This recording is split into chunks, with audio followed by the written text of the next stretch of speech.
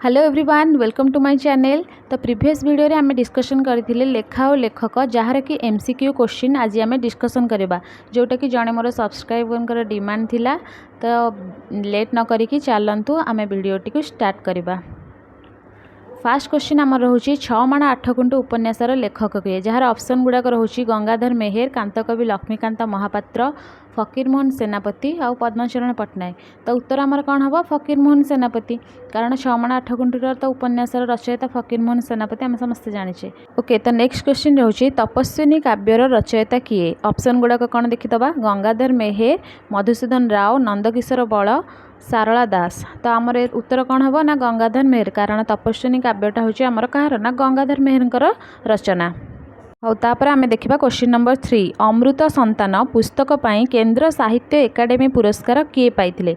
तो अमृत संतान पुस्तक पाई केंद्र साहित्य एकाडेमी पुरस्कार किए पाइथिले तामाने अमृत संतान जोटा अच्छी सेटा पुस्तकटा सेटा कहार रचना। तो ऑप्शन चलते देखा Kishori Charan Das, Gopinath Mahanti, Ravi Pattnaik and last option होची बीणापाणी महांती। तो आमर ये आंसर कौन हम ना गोपीनाथ महांती कारण आम जानी अमृत संतानटा आमर होची गोपीनाथ महांतींकर रचना।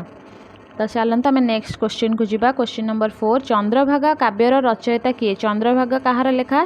तो ऑप्शन देखूँ राधानाथ राय, गंगाधर मेहेर, मधुसूदन राव, अभिमन्यु सामंत सिंहार। तो आंसर कौन हम राधानाथ राय कहीं आम समस्ते जाने चंद्रभागा चिलिका ये सब कहार राधानाथ रायंकर लेखा।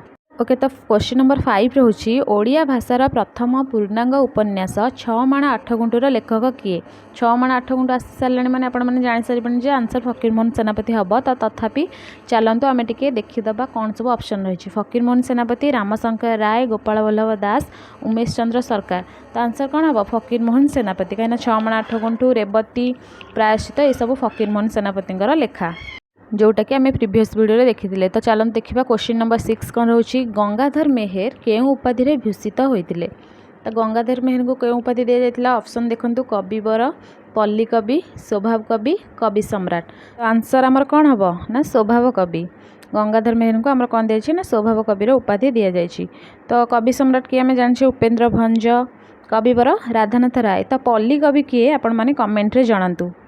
तो चलतु आम देखा एथर नेक्स्ट क्वेश्चन नंबर 7 निम्नलिखित मध्यरु केउ काव्यटी गंगाधर मेहेर द्वारा लिखित नुहे आ भितर कौटा गंगाधर मेहेर लिखि नाहांती। तो देखो ऑप्शन कीचक बध, उत्कल लक्ष्मी, चिलिका आउ पद्मिनी। कौटा आ भितर गंगाधर मेहेर लिखि नाहांती ताहले उत्तर कौन चिलिका कहीं चिलिकाटा आम जाने राधानाथ रायंकर रचना। चिलिकाटा गोटे कौन ना खंडकाव्य। चलते देखा नेक्स्ट क्वेश्चन कौन ना क्वेश्चन नंबर 8 प्रणय बल्लरी एवं इंदुमती काव्यगुड़िक कहार प्रसिद्ध सृष्टि। ऑप्शन कौन रोचे कालीचरण पट्टनायक, गोपबंधु दास, गंगाधर मेहेर, मधुसूदन राव। प्रणय बल्लरी एवं इंदुमती आम प्रीवियस वीडियो भी डिस्कशन करते प्रणय बल्लरी, इंदुमती, कीचकबध, अहल्यास्तव ये सब पौराणिक साहित्य व पौराणिक काव्य गुड़ाक कहार रचना ना गंगाधर मेहेर। तो आंसर कौन हम गंगाधर मेहेर। एंड मुझे कहीदे गंगाधर मेहेर गोटे मोस्ट इम्पोर्टाट काव्य रोचे कौन ना रसरत्नाकर जोटा कि गोटे कौन ना पौराणिक काव्य। ये सबुतक पौराणिक काव्य आम जहाँ जहाँ भी डिस्कसन कले अहल्यास्तव, इंदुमती, कीचकबध, प्रणय बल्लरी, रसरत्नाकर ये सब गंगाधर मेहेर गोटे गोटे पौराणिक काव्य। एंड ये आम डिस्कसन टी सरी जाइए। आशा करुँच आपण मानक ये भिडियोटी बहुत भल लगी। आगु को एमती प्रिपरेशन आउ स्टडी रिलेटेड वीडियो देखापी मो चैनल को सब्सक्राइब करी गोटे सुंदर कमेंट कर दिंतु।